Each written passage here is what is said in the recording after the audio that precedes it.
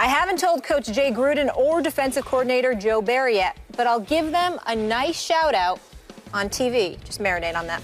It's not at all going to be a distraction. If you keep your focus on you and not anybody else, you're going to be fine. I'm going to be me on Sunday. So a little later on Monday, Gruden confirmed Norman's claim to the Washington Post.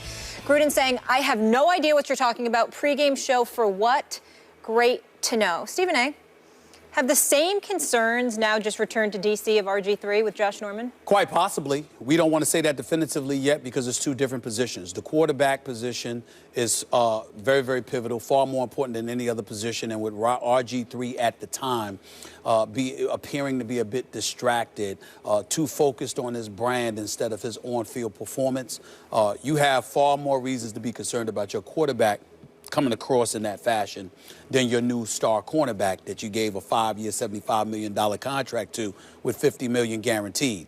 But it doesn't negate the fact that I must admit I find myself a bit disappointed in Josh Norman. I don't think that this was a wise move to make. You don't sit up there and take another job before you even started your new job. I mean, Josh Norman has proven himself on the field. He's earned and the right to get the contract that he has received. I'm happy for him.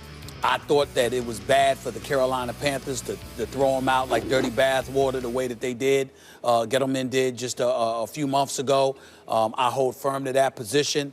But then something like this makes you question whether or not they saw something that we didn't see in terms of questioning how he was going to be in the locker room and beyond now that he got the recognition, and obviously he was looking for a new contract and wondering about his presence in that locker room. Now, I think Josh Norman is a good guy. I've interviewed him one-on-one prior to the Super Bowl. You know, I spent time with him in his crib. We were there at the Redskins. Yep. I personally like him.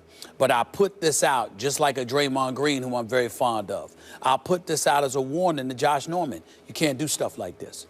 It's not that you took the job, even though some would say, why don't you show up on the field for the Redskins first and produce? I'm not even sweating that. But when you laugh off that you've accepted a television job before you've even gotten the okay from your bosses, that just doesn't send the right message to the new organization that you're working for. And you never know when that can creep in. Ingratiate yourself with your teammates and the organization. Make everybody recognize that you're all in. And don't, by the way, don't get me wrong, guys talk about it. Deshaun Jackson was telling me just the other day about how Josh Norman is mad because we didn't get in enough reps. So he's clearly working hard. He wants it badly. He intends to be successful and all of this other stuff. This ain't the end of the world. But this is the kind of thing that if things do go awry, if they do go wrong, how much you want to bet your bottom dollar that a lot of folks are going to hearken back to this situation right here to use it as an excuse to question his level of focus in terms of doing whatever it takes to win. You know the effort is going to be there with him because he'll never cheat you with effort. But RG3 wasn't going to cheat you with effort either. The question was focus. And considering who they just let go of, which is RG3, and he goes to Cleveland, and all the questions that emanated from RG3 because of his focus, for Josh Norman to just land there and before a preseason game to bring that into question, I just think it was a very unwise thing for him to do at this juncture. And you look at Washington, the Washington franchise. I'm not going to use the name.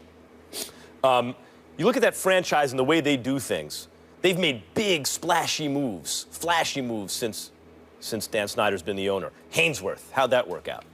RG3 gave up a ton of resources. How'd that work out? Now Norman, and it doesn't seem to be getting off to an auspicious start in the sense that you're discussing.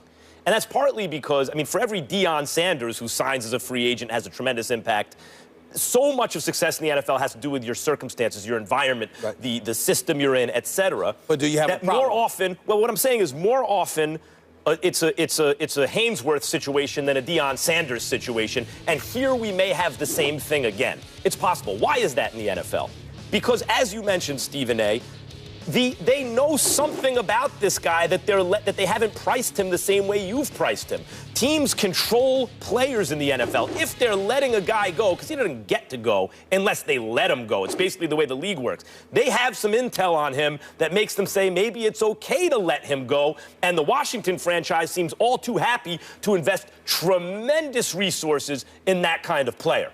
Now, in terms of specifically what he's doing, taking a TV job, and not telling his employer in football about it, and then kind of bragging about it, and then, as Molly pointed out earlier this morning, talking about, I'm going to be me on Sunday. You know, you hear me, not we, and all those things. I got to say, in football in particular, in the NFL, there is, on the one hand, it's a very intellectual game. Like A.J. Liebling used to write about boxing, The Sweet Science, a famous book. He said, boxing is chess played on human bodies. It's not true. Football is chess played on human bodies. So it's very intellectual in that sense. There's a lot to know, and football fans are highly educated, etc. However, it's also anti-intellectual in a way, because we ask these players to do things frequently that aren't in their best interest. Hey, go in and do this. Yeah, but it'll make my career shorter. Take this injection. Yeah, but is it good for me? Go do, sacrifice for the team. I got all of that, Max, but do you have a problem? I mean, what do you do? Was he right to do this? Yes or no? Yes, he was for himself. No, he wasn't for his team. Because for himself, what he's saying is, I'm going to have a TV career.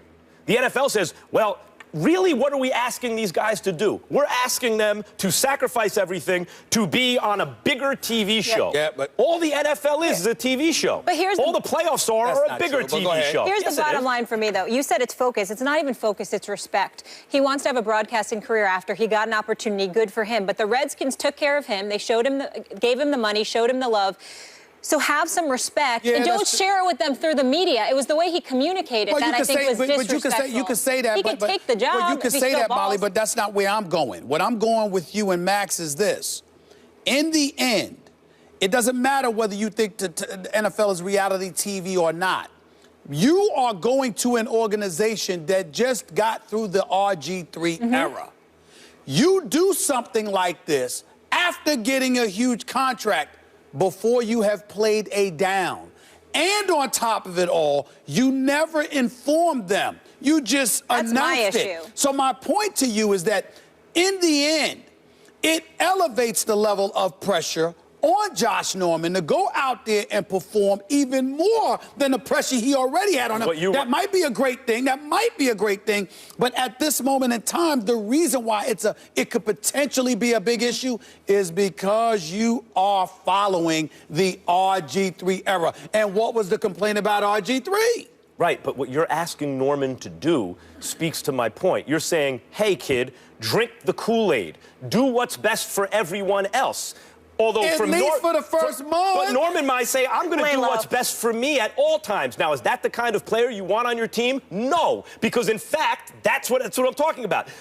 As a fan of the team itself wants players that will act not in their best interest, but in the team's best interest. Frequently, those two things are opposed to each other. He's acting in his best interest. If you're a Washington fan, so then you don't have a problem with it. I don't have a problem with him. Well, that's what I've been waiting to hear. I've been asking you. I've been asking you. If I was by the way, I'm not a Washington fan. I'm not a Washington fan. I'm just saying, I've been asking you. What did you like it or not? I liked it for Josh Norman. Okay, that's what I was waiting for. That's what I was waiting for. So it's a two-part, taking the job and then how he handled taking the job. So we disagree on this one.